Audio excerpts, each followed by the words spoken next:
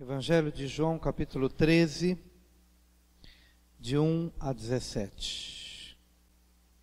O texto bíblico diz assim: Ora, antes da festa da Páscoa, sabendo Jesus que era chegada a sua hora de passar deste mundo para o Pai, tendo amado os seus que estavam no mundo, amou-os até ao fim. Durante a ceia, tendo já o diabo posto no coração de Judas Iscariotes, filho de Simão, que traísse a Jesus, sabendo este que o Pai tudo confiara às suas mãos e que ele viera de Deus e voltava para Deus, levantou-se da ceia, tirou a vestimenta de cima e, tomando uma toalha, cingiu-se com ela. Depois deitou água na bacia e passou a lavar os pés aos discípulos e a enxugar-lhes com a toalha com que estava cingido. Aproximou-se, pois, de Simão Pedro, e este lhe disse: Senhor, tu me lavas os pés a mim? Respondeu-lhe Jesus: O que eu faço não sabes agora, compreendê-lo-ás depois. Disse-lhe Pedro: Nunca me lavarás os pés. Respondeu-lhe Jesus: Se eu não te lavar, não tens parte comigo. Então Pedro lhe pediu: Senhor, não somente os pés, mas também as mãos e a cabeça. Declarou-lhe Jesus: Quem já se banhou não necessita de lavar, senão os pés. Quanto ao mais, está tudo limpo. Ora, vós estáis limpos, mas não todos, pois ele sabia quem era o traidor. Foi por isso que disse: nem todos estáis limpos. Depois de lhes ter lavado os pés, tomou as vestes e, voltando à mesa, perguntou-lhes: Compreendeis o que vos fiz? Vós me chamais o Mestre e o Senhor, e dizeis bem, porque eu o sou. Ora, se eu, sendo o Senhor e o Mestre, vos lavei os pés, também vós deveis lavar os pés uns dos outros, porque eu vos dei o exemplo, para que, como eu vos fiz, façais vós também. Em verdade vos digo que o servo não é maior do que seu senhor, nem o enviado maior do que aquele que o enviou. Ora, se sabeis estas coisas, bem-aventurados sois, se as praticardes. Pai querido, nesta manhã, venho lhe pedir mais uma vez a graça para compartilhar esta palavra, que o Senhor nos ajude a transmitir o que está no teu coração, e que isto seja para a glória do teu nome, em nome de Jesus. Amém. Meus amados, nesta manhã eu gostaria de falar sobre um modelo de vida. Penso que, para além da experiência mais forte, que é a de Jesus descer para lavar os pés dos discípulos, há muita coisa embutida nessa passagem bíblica que revela um patamar de maturidade a que Jesus chegou, estabelecendo um modelo de vida que está descrito nessa passagem e que nos inspira a adotar esse modelo de vida para a gente também. A forma, a maturidade, o momento, tudo isso revelou nessa passagem bíblica que Jesus desenvolveu algumas consciências que estabelecesse um modo de vida.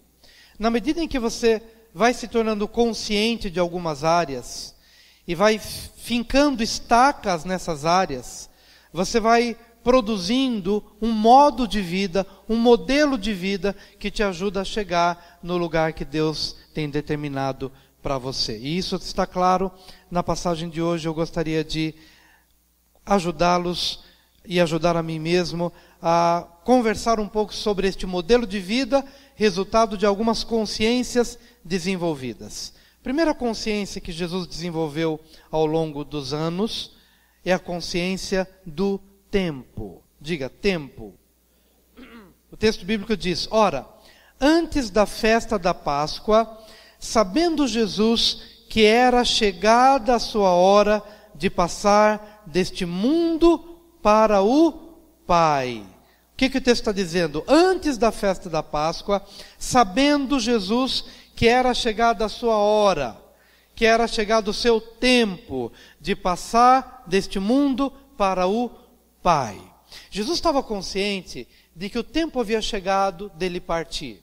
Mas não somente nessa passagem, Jesus sabia qual era o tempo de se começar um ministério, aos 30 anos, ele sabia qual era o tempo e ele vivenciou aquele tempo da melhor forma possível. Ele sabia qual era o tempo de pregar o Evangelho exaustivamente, mas ele também sabia qual era o tempo de recolher os seus discípulos para um tempo de descanso. Ele sabia qual era o tempo de pregar em meio a um grande avivamento, de tal maneira que no dia seguinte os discípulos estavam ali dizendo: olha, a multidão se aglomera de novo. Mas depois de um tempo de oração, ele disse: não, mas não é para a gente ficar aqui, é para a gente ir para um outro lugar, porque foi para isso que eu vim, para pregar a outras partes. Como que dizendo, há um tempo para cada coisa, há um tempo para começar, há um tempo para terminar, há um tempo de ficar, há um tempo de partir, há um tempo para trabalhar e há um tempo para descansar. E aqui ele está dizendo, chegou o tempo de partir. Ou seja, a consciência do tempo para cada coisa o ajudou a desenvolver um ministério. Foi um ministério curto, 3 anos e meio, mas naqueles 3 anos e meio, ele fez tudo o que o Pai lhe colocou no coração para fazer. Amém? Por que a consciência do tempo é importante para nós? Porque às vezes nós perdemos o time, nós perdemos o tempo. Há um tempo para que algumas coisas se desenvolvam na nossa vida. E quando a gente perde aquele tempo, a gente lá na frente, puxa, o tempo para eu fazer isso ficou para trás. Mas naquela época eu não tive o discernimento.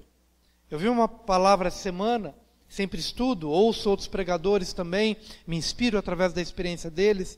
Um pastor Roberto McAllister, um americano que veio trabalhar aqui no Brasil, e ele disse que Deus usou muito por meio daquele avivamento, quando ele chegou no Brasil, e Deus usou de uma forma maravilhosa. Mas foi um tempo em que ele não se dedicou aos filhos, e disso ele se arrepende.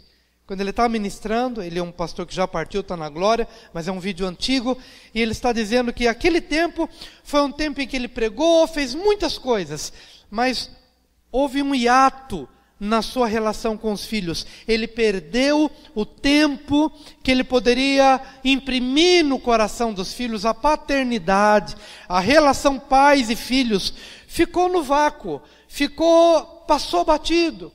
Porque naquele período da sua existência, ele estava tão focado em outras coisas que queimavam no seu coração, mas que não justificava o tempo de ausência que ficou impregnado no coração dos filhos. E disso, quando ele fala sobre isso, ele fala: eu falo isso em lágrimas, eu falo isso arrependido, porque eu não discerni o tempo para cada uma das coisas. Lembra do período da nossa conversão, que foi um período que já falei várias vezes, dos 9 aos 13 anos, quando comecei a ler a Bíblia sem saber que era a Bíblia, eram os evangelhos que eram distribuídos, Mateus, Marcos, Lucas e João, e debaixo das cobertas lia aqueles evangelhos, gostava de ouvir a história de Jesus. E por que eu me lembrei disso? Porque estava ontem no acampamento de juniores, de juniores da igreja. O acampamento é uma bênção lá, e fui ontem à tarde ver e pedir para que eu gravasse um depoimento. E logo me veio à mente de que essa fase, dos 9 aos 13, foi um período importantíssimo na minha vida. Eu não tinha uma religião, não tinha a profundidade no catolicismo ou no meio evangélico, mas pessoalmente buscava, lia, debaixo das cobertas, tinha vergonha de que as pessoas vissem o que eu estava lendo, e o que eu estava lendo era a Bíblia, sem saber que era a Bíblia. E estava ali, dos 9 aos 13, debaixo das cobertas, lendo. Aos 13 anos, eu me encontrei com Jesus. E dos 13 aos 15, eu não fiz outra coisa na vida a não ser ler a Bíblia. Numa época que não tinha internet, não tinha Facebook, não tinha WhatsApp, não tinha rede social. Então, eu me conectava com a rede social dos céus. E dos 13 aos 15, lia a Bíblia. E decorava mais de 100 versículos por semana, e participava dos concursos bíblicos na igreja.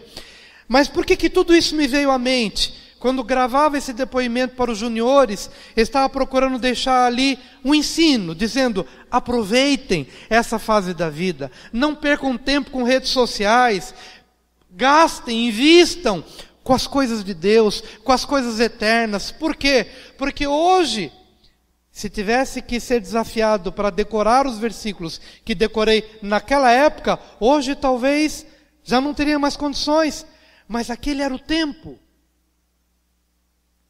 Aquele era o tempo. Eu quero dizer, queridos, que é um tempo para você, por exemplo, fundamentar o casamento. Os 2 primeiros anos do casamento são de fundamental importância. Mas às vezes a gente não entende e pensa que os 2 primeiros anos são anos de poupança, guardar dinheiro, trabalhar, se afundar no trabalho, e hora extra, e trabalho, e mais trabalho. Por quê? Porque a gente fica pensando que é tempo de investimento, é tempo de dinheiro, de banco. Passam uns 2 anos, você olha para o marido, olha para a esposa, quem é você? 2 estranhos. Porque perderam o tempo. O tempo para conhecer. O tempo para passear. O tempo para comer junto. O tempo para conhecer quem é o outro. Fundamentos. O justo crescerá como o cedro do Líbano. Sabe quantos metros chega a altura de um cedro? Pode chegar até 40 metros. Mas por 3 anos... não passa de uma plantinha de 5 centímetros. Essa árvore que vai crescer e vai chegar a 40 metros nos 3 primeiros anos. 5 centímetros, por quê?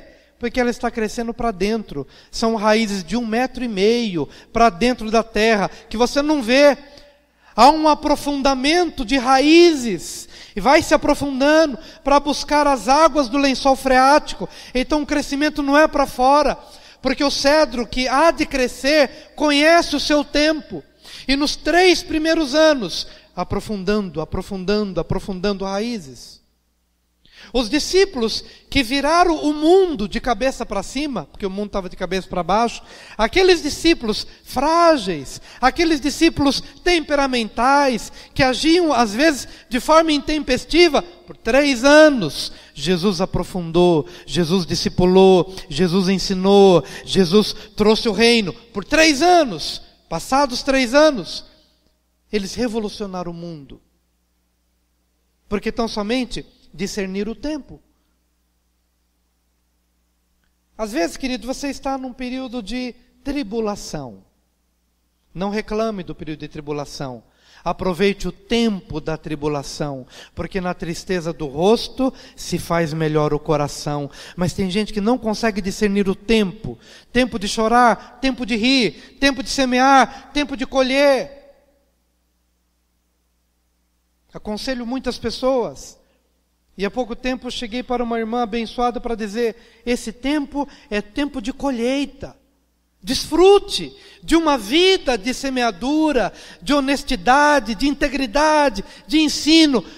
A irmã chegou nessa fase da vida, então desfrute. Agora é o tempo de se deleitar. Mas às vezes, queridos, nós estamos tão envolvidos com tantas coisas que não conseguimos discernir o tempo certo para cada coisa. Então hoje, essa pequena palavra deve lhe inspirar a buscar a Deus hoje para entender: Senhor, ok, da minha vida como um todo, qual é o tempo que eu estou vivendo? Para que eu não corra o risco de perder este tempo e lá na frente lamentar: puxa, esse era tempo para estar estudando, ou esse era tempo para eu estar investindo no meu casamento, ou esse era tempo para eu brincar mais com meus filhos, ou esse era tempo para eu pregar mais, ou esse era tempo para eu descansar mais. Eu não sei, cada um tem um tempo, cada um está vivendo um momento da sua história. Que essa palavra possa nos inspirar a discernir o tempo. A discernir o tempo. Jesus sabia dos tempos da sua vida. Por isso que o modelo de vida que ele viveu era fruto de uma consciência desenvolvida, em primeiro lugar, em relação ao tempo. Em segundo lugar, o versículo 1 também nos diz: ora, antes da festa da Páscoa, sabendo Jesus que era chegada a sua hora de passar deste mundo para o Pai, tendo amado os seus que estavam no mundo, amou-os até o fim. Há uma segunda consciência desenvolvida por Jesus ao longo dos anos. E a segunda consciência diz respeito à missão. Diga, o tempo. Diga, a missão. Qual que era a missão de Jesus? Se eu perguntar, talvez, para muitos teólogos ou para muitos não teólogos, talvez a maioria responda: a missão de Jesus era morrer na cruz. E de fato, isso fazia parte do programa. Mas a missão que levou Jesus para a cruz foi o amor que ele desenvolveu para com as pessoas. Então, de uma maneira muito simples, mas muito profunda, eu quero que você compreenda o peso deste versículo, a intensidade deste versículo e como este versículo foi importante. É como se João estivesse dizendo o seguinte: Jesus viveu intensamente aquilo para o qual ele foi programado, foi lançado, foi enviado. E a sua grande missão de vida foi amar, e amar até o fim. Pode parecer simples, quando a linguagem do amor está muito deturpada hoje em dia. Mas Jesus sabia que a melhor coisa que ele podia fazer neste mundo era amar. Porque o amor é poderoso. O amor liberta. O amor cura. O amor restaura. E o amor que Jesus viveu foi um amor incondicional. Jesus, tendo amado e amado até o fim, ele sabia que um ia negá-lo, outro ia traí-lo, e que todos os discípulos o abandonariam. Mas nenhuma circunstância ou nenhuma atitude de uma outra pessoa teve poder para diminuir a intensidade com que ele amou, e amou até ao fim. Eu tive um irmão que foi um irmão muito especial na minha vida. Foi alguém muito especial porque dos muitos irmãos que eu tive, como eu já disse várias vezes, esse foi um irmão com quem eu aprendi a jogar bolinha de gude, a jogar pedra, chibiu, que alguns falam. Aprendi a empinar pipa, aprendi a jogar botão, a fazer rede para jogar botão, rede estofadinha, a colocar as camisas nos botões, aprendi com ele. Aprendi a ir para os estádios de futebol, embora ele sendo palmeirense e eu corintiano, eu tinha que ficar do lado dos palmeirenses, porque eu era pequeno, tinha que obedecer meu irmão, mas aprendi o caminho do Pacaembu, aprendi o caminho do Morumbi. Era o meu irmão, a quem eu amava profundamente. Mas ele se enveredou por alguns caminhos e ele acabou contraindo o vírus da AIDS. Numa época em que a medicina não era tão avançada como hoje. E naquela época, ele havendo contraído este vírus, ele foi adoecendo, e adoecendo, e adoecendo, e a doença foi se agravando, mais e mais. Hoje as pessoas falam de pessoas que ficam pele e osso. Ele praticamente ficou só osso. Tamanho o sofrimento. Na fase mais final dessa doença, nasceu um tumor aqui na parte de cima, que fechou um olho, e ele conseguia enxergar ainda com o outro olho. Mas depois, esse tumor passou para o lado de cá e fechou esse outro olho, de tal maneira que ele já não enxergava mais absolutamente nada, porque ele não conseguia abrir os olhos. Hospital, casa, hospital, casa, hospital, sofrimento, angústia, remédios, dores lancinantes, terrível. No dia do velório dele, que ele veio a partir com 33 anos, um moço, um jovem, olhando para minha mãe, ao lado daquele caixão, ao lado do filho dela, do filho do meio dela, me subiu ao coração esse texto. E tendo amado os seus que estavam no mundo, amou-os até o fim. Me subiu claramente no coração. Por quê? Porque em alguns momentos é muito fácil amar, mas em alguns momentos é muito difícil amar. Porque esse amor com essa intensidade não é um amor superficial, não é o amor dos dias bons. É o dia do choro, é o dia do remédio, é o dia em que você tem apoio, mas também é o dia que você não tem apoio. É o dia em que está todo mundo te dizendo vai, e é o dia em que você se sente sozinho. E vendo aquela mãe, minha mãe, baixinha, pequenininha, sentadinha na cadeira, ao lado do filho do meio, amando, nunca julgando, nunca condenando, nunca questionando, nunca reclamando de Deus, nunca reclamando de nada, pagando o que tinha que pagar, chorando o que tinha que chorar. Não é um amor fácil. É um amor que ama e ama até as últimas consequências. Foi essa intensidade do amor que eu vejo em Jesus aqui.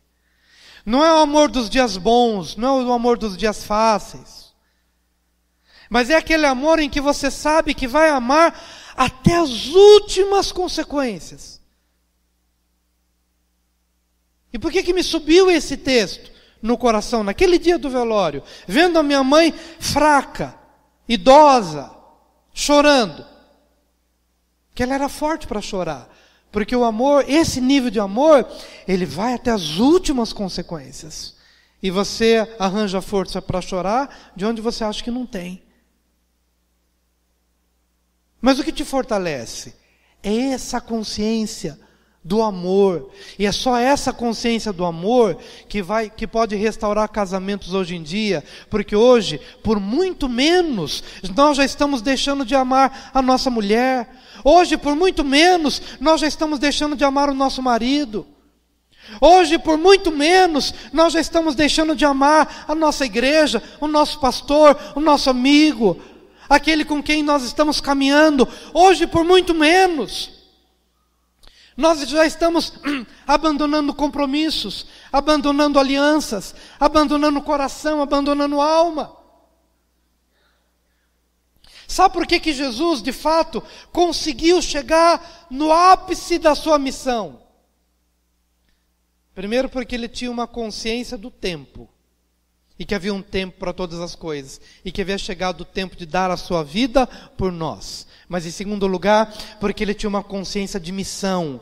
E a missão dele era amar. Mas eu quero te trazer uma notícia hoje, em nome de Jesus. Que aquela consciência de missão não era prerrogativa somente de Jesus, é minha.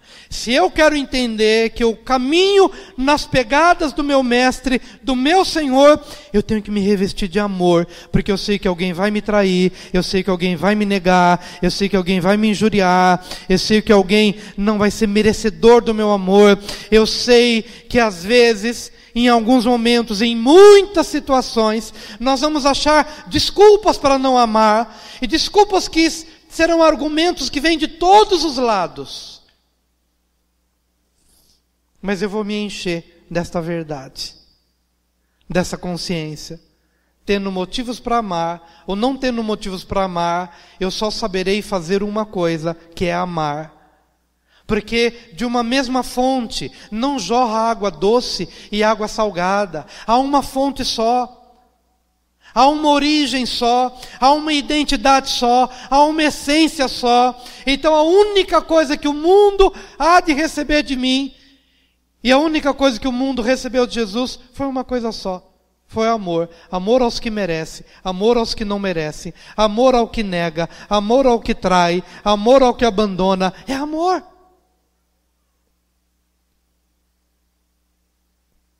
Será que a gente está crescendo nessa consciência?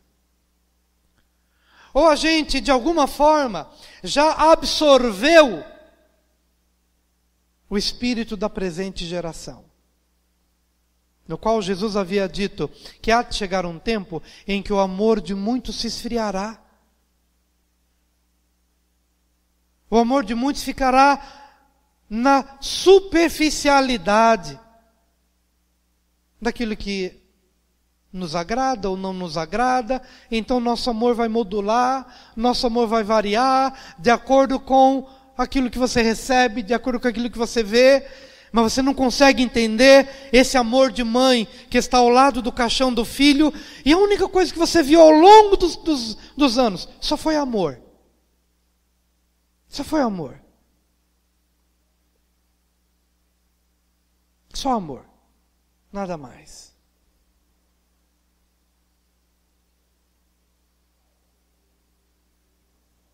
Às vezes a gente ama enquanto está na nossa igreja. Depois que não está mais na nossa igreja, não amo mais.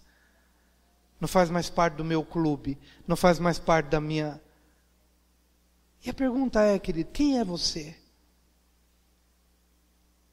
Qual é a nossa missão de vida? Qual é a nossa missão de vida? É amar. E a cruz? Foi uma consequência desse amor. Porque a cruz também poderia ser vivida sem amor. E se Jesus fosse para a cruz sem amor, de nada adiantaria. Havendo amado os seus, amou-os até o fim. Você está indo até as últimas consequências em relação àqueles que Deus te deu? É uma reflexão para este tempo. A terceira consciência que Jesus tinha está no versículo 3. Desculpa, versículo 2.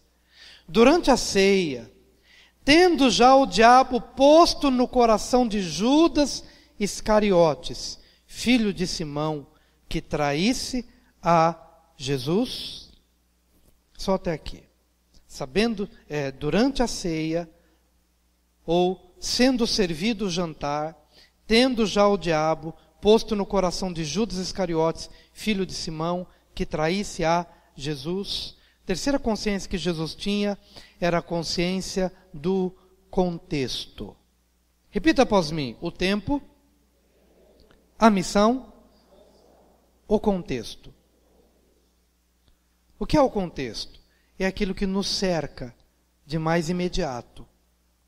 E Jesus, naquele momento, tinha como contexto duas coisas antagônicas. E que vão nos fazer lembrar que a nossa vida estará cercada de coisas antagônicas, todos os dias. Tendo sido servido o jantar, ou durante a ceia, isso representa algo bom. A ceia, o jantar, a mesa, os discípulos, os amigos. Mas do outro lado, nesse mesmo versículo, tendo o diabo posto no coração de Judas que o traísse. Ou seja, no mesmo versículo, o bem e o mal. No mesmo versículo, o contexto de Jesus, o bem e o mal. A ceia e o diabo que coloca algo no coração de Judas. O que eu quero te dizer é que a nossa vida vai ser cercada da mesma coisa. Todos os dias você estará diante da mesa. Todos os dias você estará lidando com pessoas boas, pessoas que te compreendem, que vão te dar uma mão. Mas todos os dias você corre o risco de ser espetado por algo que o diabo colocou no coração de alguém para te ferir, para te maltratar, para te angustiar. Porque esse pode ser o contexto da nossa vida, tão paradoxal, tão antagônico, dois polos, dois extremos, mas que fazem parte da mesma noite, da mesma mesa, da mesma ocasião. E por que eu estou te dizendo isso, meu amado? Porque se a pregação da tua vida for apenas a pregação do contexto, e não daquilo que eu falei antes, nem daquilo que eu vou falar depois, se a pregação da tua vida é tão somente a pregação do contexto, então a sua vida vai ser uma vida de altos e baixos. Por exemplo, quando você estiver então à mesa com os amigos e as coisas estiverem dando certo, então você vai, puxa, que bênção, glória a Deus, o meu emprego está fluindo, o meu trabalho está fluindo, eu estou conseguindo um mercado maravilhoso, muitos clientes elogiam o meu produto. Mas no dia em que alguém te processar por alguma coisa, em que você sentir o espinho da traição, da negação, se a tua vida só conhece a pregação do contexto, e não daquilo que eu falei antes, nem daquilo que eu falo depois, então, vida que só conhece o contexto, vai viver de altos e baixos. Um dia seu casamento estará às mil maravilhas, porque o marido chamou para um jantar, então você está feliz. Mas naquele outra semana, em que você sentir o espinho de algo que o diabo plantou no seu casamento, e que de alguma forma fizer com que você experimente um gosto amargo de um certo veneno, então aos teus olhos, teu casamento estará destruído. Mas glória a Deus que a tua vida não é vivida com base meramente em contextos. Há algo maior. Será que você pode dizer um glória a Deus por esse algo maior?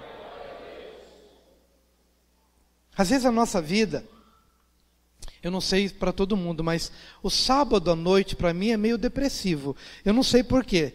A sexta é muito boa, a sexta à noite para o sábado, que bênção. Mas o sábado à noite vai entardecendo, vai dando um negócio meio... Eu não sei se é assim para todo mundo, para alguns é. Mas eu dou sempre glórias a Deus que a minha vida não é uma vida de contextos. Eu tenho a certeza que pela glória do Senhor há de amanhecer um domingo pela manhã. Aquele momento difícil não será eternizado, nem a mesa será eternizada, nem o Judas será eternizado, mas há algo muito maior que rege a minha vida. Mas Jesus estava consciente dos contextos, para fazer com que aqueles contextos pudessem ser vividos da melhor forma possível. Eu sei que estou à mesa com quem me trai, mas qual a minha postura em relação a ele? Vigia diante de Deus. Eu sei que estarei também com pessoas boas que querem também me abençoar, mas a consciência do contexto vai fazer com que eu viva com discernimento, seja na hora boa ou seja na hora má. Lá em Efésios capítulo 6, a palavra de Deus diz: ponha toda a armadura de Deus, ponha o capacete da salvação, ponha a couraça da justiça, ponha as sandálias da preparação do evangelho da paz, ponha o cinturão da verdade, embrace o escudo da fé, e tenha sempre a espada do Espírito, e fique pronto para o dia mau. Ele não está dizendo que pode ser que o dia mau chegue, não. Ele diz, certamente o dia mau chegará. Mas quando ele chegar, porque esses antagonismos entre o bem e o mal farão parte da nossa vida. E se eu desenvolver a consciência de que não poderei fugir disso, pelo menos até o arrebatamento, até estar com o Senhor, eu não estarei livre disso, desses dois polos fazendo parte da minha existência. Então eu buscarei discernimento para poder viver bem, no bem, e para poder viver bem, frente ao mal, que quer trazer angústia para o meu coração. Consciência do contexto. E foi assim que Jesus viveu. Então diga o tempo, diga a missão, diga o contexto. Mas há uma penúltima consciência que Jesus desenvolveu. No versículo 3. Sabendo este que o Pai tudo confiara às suas mãos, e que ele viera de Deus e voltava para Deus. Consciência de identidade. Então repita após mim: tempo, missão, contexto e identidade. Olha que texto lindo. Sabendo que o Pai tudo confiara às suas mãos. Quer dizer, eu sou o Messias. E por ser o Messias, o Pai me confiou todas as coisas. Então eu sei quem eu sou. E sabendo que viera de Deus e que estava voltando para Deus. Ou seja, eu sei de onde eu vim e eu sei para onde eu vou. Sei quem eu sou, sei de onde vim e sei para onde vou. Porventura, não é essa a grande crise existencial da humanidade? Em primeiro lugar, não saber quem é, não saber de onde vem e não saber para onde vai. Jesus tinha uma consciência clara de identidade, muito bem definida. Ele sabia quem ele era, de onde tinha vindo e para onde ele ia. Portanto, aos 33 anos e meio, ele podia se deparar com a morte e não temer a morte. A angústia que Jesus sentia não era o medo da morte, como muitas pessoas têm. Eu queria parar um pouquinho aqui para trabalhar isso com você. Participo de muitos funerais. E às vezes vou com irmãos queridos da igreja que ficam ao lado. Estão diante ali de uma pessoa que partiu, um crente em Jesus, cujo espírito se encontra no Senhor. E às vezes ouço a pessoa que está do meu lado, olhando para aquele caixão e dizendo: coitado. Eu não falo nada para a pessoa que está do lado em respeito a ela. Mas eu não consigo entender o coitado, porque a minha visão é outra. Quando ela diz: coitado, ele morreu. A visão que essa pessoa está tendo, apesar de estar conosco há tantos anos, mas é uma visão só daquilo que acontece debaixo do sol, nessa nossa vida pequena, nessa nossa vida cheia de dores e cheia de espinhos. Enquanto ela está dizendo, coitado para esse que está no caixão, que é um crente em Jesus, eu estou dizendo, bem-aventurado. Porque eu sei quem ele é, porque eu sei de onde ele veio, e eu sei para onde ele vai. Quando eu vejo o desespero que há nas pessoas diante deste tema, quando eu vejo o desespero que há na vida das pessoas em relação a essas coisas, um acidente, uma doença ou uma morte antecipada. Por que, queridos, do desespero? Porque às vezes a nossa identidade e essa consciência de quem nós somos, de onde nós viemos e para onde nós vamos, isso ainda é tão pequeno no consciente das pessoas, de tal maneira que elas não conseguem entender a doença, não conseguem entender a morte, não conseguem entender a partida. Porque é um sentimento de insegurança, de medo, de angústia, o medo do desconhecido, o medo do que vem depois. Então eles precisam crescer nisso. Eles precisam, talvez, aprofundar um pouquinho mais essa relação com Deus, de tal maneira a sentir o espírito pacificado pela verdade de Deus. E aí vamos transformar o coitado em bem-aventurado. Aí entenderemos estas situações da nossa vida de uma maneira mais madura, mais consciente. E Jesus estava consciente da sua identidade. E ele estava tão consciente de quem ele era. Por exemplo, o Pai lhe confiou tudo nas mãos. O universo pertencia a Jesus. O cosmo pertencia a Jesus. Ele sabia exatamente quem ele era. E por saber quem ele era, então ele podia sair da mesa, tirar a sua roupa e lavar os pés dos discípulos, porque aquela atitude não era a atitude de alguém que tinha uma autoimagem baixa. Há muita gente praticando atos de humildade, mas não porque é humilde, mas porque é pequeno aos seus próprios olhos. Há muita gente praticando atos de humildade, muitos atos de humildade, e achando que são humildes, fazendo o que estão fazendo, mas aquilo não é humildade. Ele está fazendo por medo. Ele está fazendo por causa de uma autoimagem pequena, por causa de uma baixa autoestima, que se submete a determinadas coisas que não tem nada a ver com humildade. Só pode ser humilde e praticar atos de humildade quem de fato sabe quem é. Eu sei quem eu sou, eu sei de onde vim e sei para onde vou. Então posso pregar o evangelho na favela e praticar humildade, não porque faça com a intenção, talvez, de melhorar a minha autoestima, ou de provar alguma coisa para mim mesmo. Posso descer ao nível mais baixo, porque na verdade já sei quem eu sou, já sei de onde venho, de onde vim, e sei para onde eu vou. Tem muita gente engolindo sapo,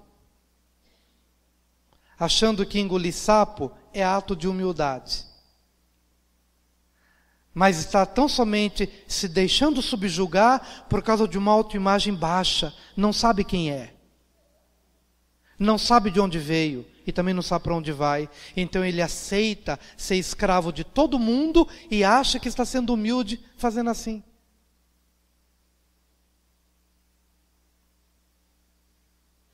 Nós precisamos colocar no seu devido lugar a nossa identidade. Quem eu sou? De onde vim? E para onde vou? E com essa identidade definida, aí sim você vai poder praticar atos de humildade, porque você não vai precisar provar nada para ninguém. Porque você vai ser humilde, vai descer, mas com a consciência que o Pai me entregou tudo. Foi essa consciência que Jesus tinha. Uma identidade bem definida. Vim do Pai e eu volto para o Pai. Pastor, Jesus sabia disso porque ele era Deus. Não. Jesus sabia disso porque como homem, ele buscou ao Pai. E nessa relação com o Pai, Deus, o Pai, lhe definiu a sua identidade. Mostrou para ele quem ele era, mostrou de onde ele tinha vindo e para onde ele ia. Portanto, eu quero dizer que aquilo que foi uma descoberta em Jesus, pode ser uma descoberta sua também, no nome de Jesus. Eu gostaria muito que você descobrisse a sua identidade. E gostaria muito que você fosse invadido por essa paz e por uma certeza e por uma convicção do lugar de onde você veio, do lugar para onde você vai.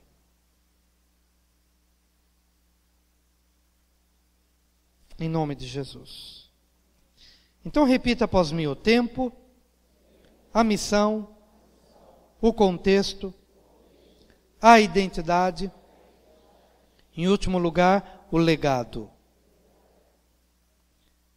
Só para finalizar, essa passagem bíblica é autoexplicativa.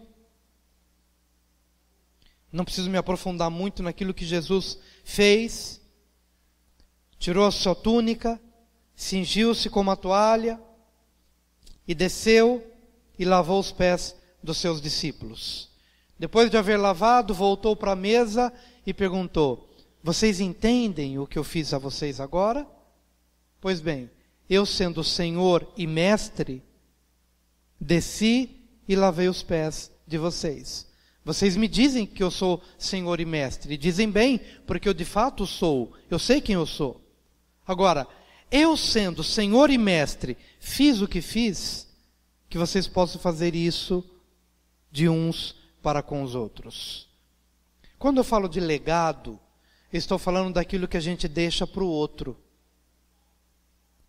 Jesus, nesse momento, quando lava os pés dos discípulos, e lavar os pés era uma figura muito conhecida naquela época, porque a pessoa que vinha de fora, vinha com os pés sujos, e o servo lavava os pés, o dono da casa ordenava ao servo que lavasse os pés de quem chegava. Mas quem é que lavava os pés? O servo, mas não era um servo qualquer, era o servo dos servos, era o menor dos servos da casa, quem tinha a responsabilidade de lavar os pés das pessoas. Então não era um servo qualquer, era o servo dos servos. E quando Jesus desce e faz isso, ele está deixando apenas um modelo, um símbolo. Era algo emblemático apenas. Porque na verdade aquilo que Jesus fez ali, e que foi exemplificado pelo lavar dos pés, foi o que ele fez, não só naquela hora, mas durante toda a sua vida, ele lavou os pés das pessoas. E como é que eu lavo os pés das pessoas? Amando as pessoas, de tal maneira que eu possa lavar os seus pés através de um abraço sincero, através de um olho no olho verdadeiro, através de um conselho do mais profundo do coração, que pode fazer com que aquela pessoa mude de vida a partir daquele conselho. Assim eu lavo os pés dessa pessoa. Como pastor, considerar que cada pregação não é uma pregação a mais, mas é colocar o coração de tal maneira que eu vou aprofundar, e vou aprofundar, e vou aprofundar, para que aquilo que eu vier a fazer seja tão significativo na vida das pessoas, que possa efetivamente fazer diferença na vida das pessoas. E assim estarei lavando os pés das pessoas. Eu posso falar do meu universo pastoral, mas qual é o seu universo? Porque essa palavra, queridos, não é para o pastor apenas. É para a dona de casa, é para o empresário, é para o jovem, é para o marido, é para a criança, é para a esposa, é para o idoso. Talvez nesse momento da sua vida eu possa voltar para a questão do tempo. Qual é o tempo? Talvez seja o tempo em que o pai morreu e a mãe está idosa. Qual é o tempo? Talvez recolhê-la em minha casa e entender que esse é o tempo de eu lavar os pés de quem lavou os meus pés durante a vida toda. Então talvez seja o tempo de recolhê-la, seja o tempo de compreender que agora é o tempo de eu lavar os pés dela e ministrar para ela e confortá-la. É o tempo.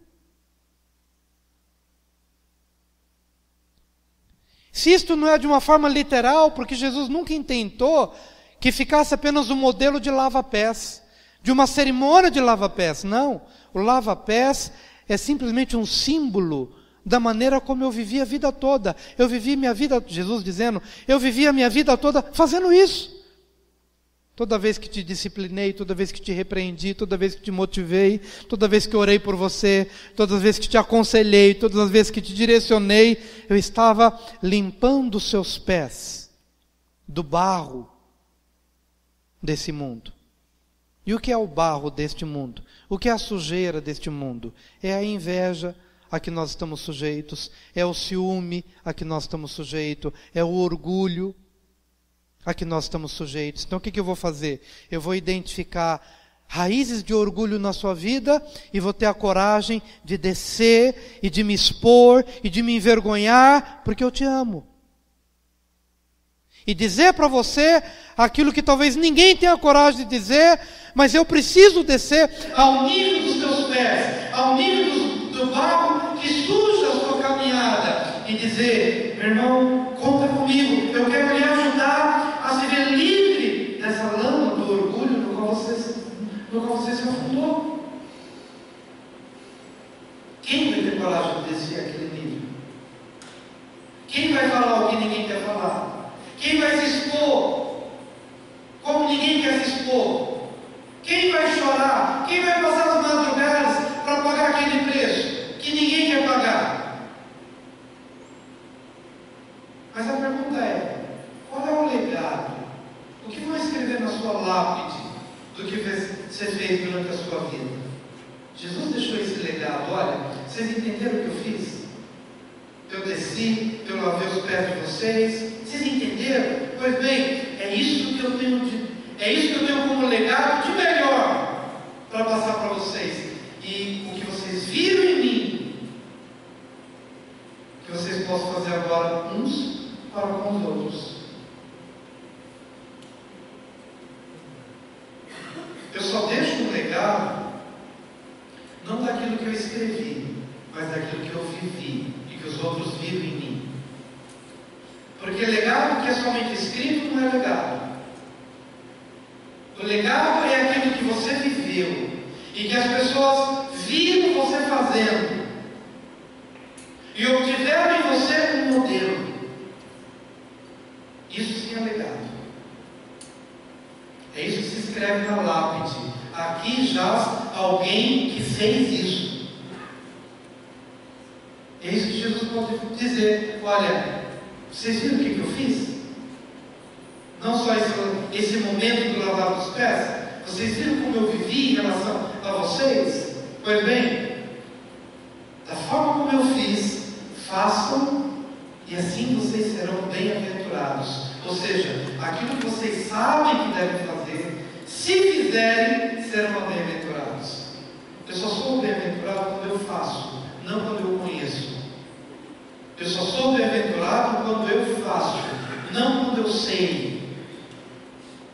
É assim que Jesus termina o versículo, dizendo: ora, se sabeis estas coisas, bem-aventurados sois se as praticardes. Então, meu amado, hoje eu gostaria de que você refletisse sobre o tempo, sobre a missão, sobre o contexto, sobre a identidade e sobre o legado. Vamos repetir? Tempo, missão, contexto, identidade e legado. Vamos orar? Eu queria convidar a vir aqui à frente. Senhor, amado, nessa manhã, o povo se concentra ao redor da tua palavra. O desejo do nosso coração é que não seja de fato uma pregação a mais, mas que seja uma oportunidade de mudança de vida. Dá-nos em primeiro lugar um discernimento acerca do tempo que nós estamos vivendo. O tempo como marido, como esposa, como pais, como filhos. Dá-nos, ó Deus, a consciência da missão. E a nossa missão maior, primeira, primordial, está relacionada ao amor. Porque qualquer coisa que a gente venha fazer na nossa vida, se não for motivada pelo amor, se não for carregada, encharcada de amor, ela não tem sentido. Nem a cruz teria sentido para a humanidade se ela não fosse o ápice da manifestação do amor do Pai pela humanidade e do próprio Filho, por amor ao Pai e por amor a nós. Porque Deus amou o mundo de tal maneira que deu o seu Filho unigênito, para que todo aquele que nele crê não pereça, mas tenha a vida eterna. Que minha vida seja impregnada de amor para com quem me nega, amor para com quem me trai, amor para com quem me abandona. Que o amor não se arrefeça, que o amor não feneça, que o amor não desapareça. Que não sejamos contaminados por este mundo mau que milita para o esfriamento do amor na sociedade, o amor nas famílias.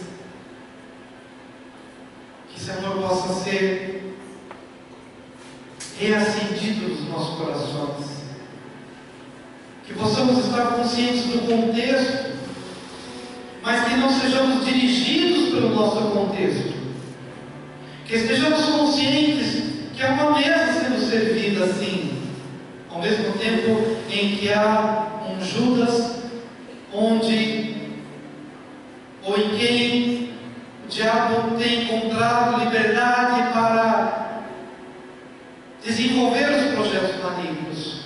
Mas, Senhor, que não sejamos guiados pelos nossos contextos, que estejamos conscientes deles, mas não sejamos escravos do nosso contexto.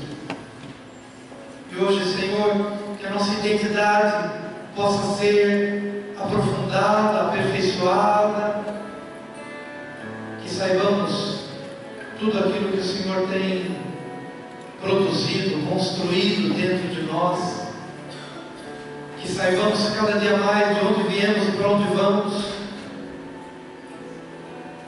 e que em último lugar sejamos motivados acerca do legado que temos de deixar, e que o que meus filhos estão vendo nas minhas ações, dos meus comentários à mesa, no almoço, no jantar, qual o legado, o que eu tenho deixado como modelo, não do que eu escrevi, mas daquilo que eu vivi.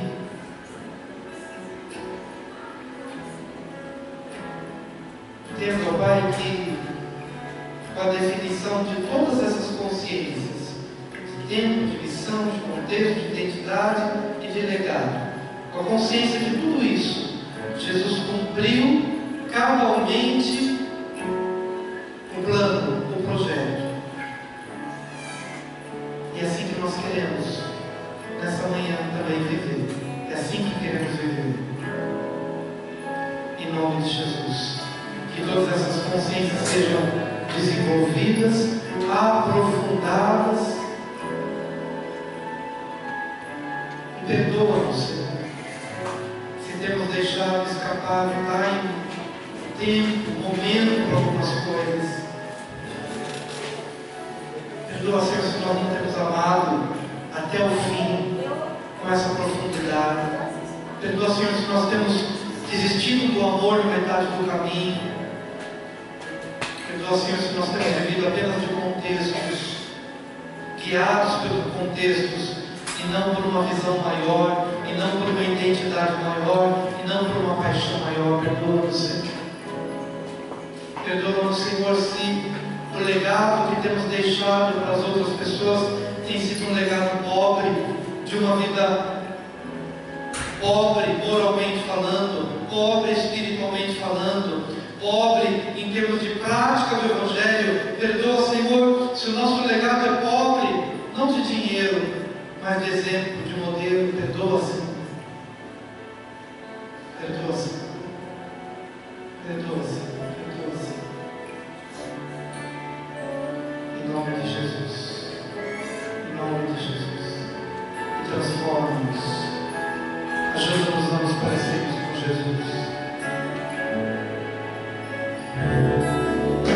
Amém, Jesus.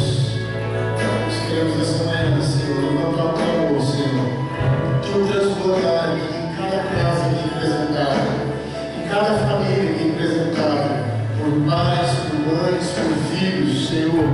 Que nós possamos experimentar, Senhor, da ação do Teu Espírito Santo em cada casa aqui nessa manhã. E que isso não se atenha somente às pessoas que estão aqui, mas que invada toda essa igreja, toda essa cidade, todo esse estado, toda essa nação, Senhor. Que cada casa agora vai sendo tocada pela ação do Teu Espírito Santo. O pai, Senhor, se colocando no papel do sacerdote da casa, a mulher como auxiliadora idônea, e os filhos tendo aquela representação de um casamento feliz e saudável, Senhor. Que nós possamos deixar esse legado aqui, Senhor, a partir dessa oração, que nós possamos alcançar pessoas, lares, Senhor, que hoje precisam, Senhor, do manifestar do Teu Espírito Santo, de um derramar, Senhor, de tudo aquilo que o Senhor tem para cada um. Que os céus possam ir se rasgando agora e que venha derramando sobre cada casa agora, Senhor. Que nós possamos, Senhor, ser referência como família, Senhor. Marido, mulher e filho, Senhor. Aquilo que o Senhor projetou no jardim do Éden, Senhor. Onde tudo começou por uma família e tudo vai terminar num casamento do noivo com a noiva, Senhor. Por isso nós oramos nessa manhã, Senhor, que o Teu Espírito Santo invada as casas agora, que venha trazendo essa consciência aos pais, ao homem, à mulher, à família sendo formada, Senhor, baseada em princípios e valores que foram estabelecidos na Tua palavra, Senhor. E que isso não se perde, porque a Tua palavra ela é eterna e ela veio para ser cumprida e ela vai ser cumprida em cada casa e em cada família, Senhor. Que nós possamos ser, Pai, transbordados desse amor. O amor que o Senhor tem por nós, que nós possamos emanar, que o Teu caráter seja expresso em nós, Senhor, e que nós possamos, Senhor, transmitir isso para gerações que vão sendo formadas, que os nossos filhos possam ser fortalecidos, porque os nossos lares estão fortalecidos, porque nós assim o fizemos, através de tudo que recebemos do Seu trono, Pai. Que homem e mulher, marido e esposa, uma família fortalecida, a base de uma sociedade fortalecida, e que nós possamos, Senhor, assim emanar, Senhor, a Tua palavra, o Teu caráter, os Teus princípios, os Teus valores, tudo aquilo que a Tua palavra tem nos trazido, Senhor, de encontro aos nossos corações, Pai. Por isso nessa manhã nós oramos, agradecidos por essa palavra, pelo Teu alimento, e que ele possa, Senhor, ser propagado através das nossas atitudes. Uma família saudável, uma família estruturada, uma família fortalecida por causa da ação do Teu Espírito Santo, Pai. Nós oramos hoje em nome do Senhor Jesus Cristo. Oh, aleluia. Que bênção, que bênção, que bênção, que bênção. O desejo do meu coração nesse momento é que de tudo que você ouviu, se você tiver que escolher uma coisa dessas 5 consciências desenvolvidas, a mais importante é o amor. Se cada um aqui nessa manhã sair encharcado desse amor, consciente deste amor, você vai sair daqui com uma força gigantesca, porque não será a traição, nem a negação, nem as adversidades, nem o contexto, ora bom, ora mal, nada disso será poderoso para te destruir, porque o amor é indestrutível. Porque Deus é amor. Porque Deus é amor. E essa é a tua missão. Você tem uma missão sobre todas as outras missões, que é a missão de amar. Então, que seu coração hoje transborde desse amor. E ao sentir esse coração transbordado de amor, você vai perdoar quem te ofendeu. Você vai conseguir um dia abraçar calorosamente, de coração para coração, quem te ofendeu, porque você vai estar livre. O amor liberta. Foi assim que Jesus viveu. Por isso, quando estava sendo pregado na cruz, Pai, perdoa, porque eles não sabem o que fazem. Isso é amor. Amou-os até o fim. Amém, querido? Que o amor de Deus seja sobre a sua vida, viu? Oramos por cada um, oramos pela igreja, para que cada um possa ter uma experiência renovada com o Senhor. Aquilo que falamos do mais profundo do nosso coração, desejando que cada um consiga vencer suas lutas, suas dificuldades, consigam vitória em todas as áreas, e que você possa crescer e ser aperfeiçoado neste amor, em nome do Senhor Jesus.